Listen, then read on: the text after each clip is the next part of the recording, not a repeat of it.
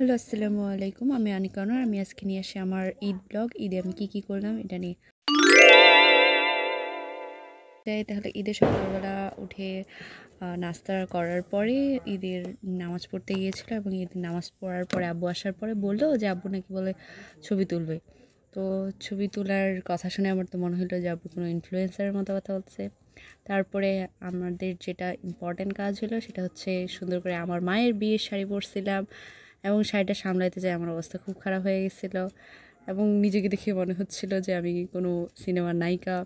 এরপরে আমরা গেলাম দাদুবাড়ি যাওয়ার রাস্তা সময় হঠাৎ করে দেখলাম যে অনেক সুন্দর সুন্দর জায়গা, যেটার ন্যাচারাল ভিউটা অনেক সুন্দর ছিল এবং সেখান থেকে আমরা গেলাম হালকা একটু পার্কের ওদিকে ঘুরতে। এবং পার্কের ওদিকে ঘুরতে গেলাম বললে ভুল হবে, সেটা গেটের সামনে দিয়ে চলে আসে কারণ অনেক ভিড় ছিল।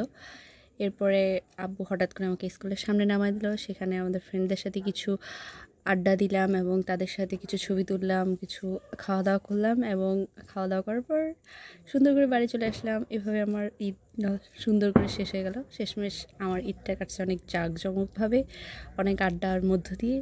তো আমি ঈদটাকে অনেক পছন্দ করছি, আমার এই ঈদটাকে আমার অনেক ভালো লাগছে। Bye bye, see you in next video.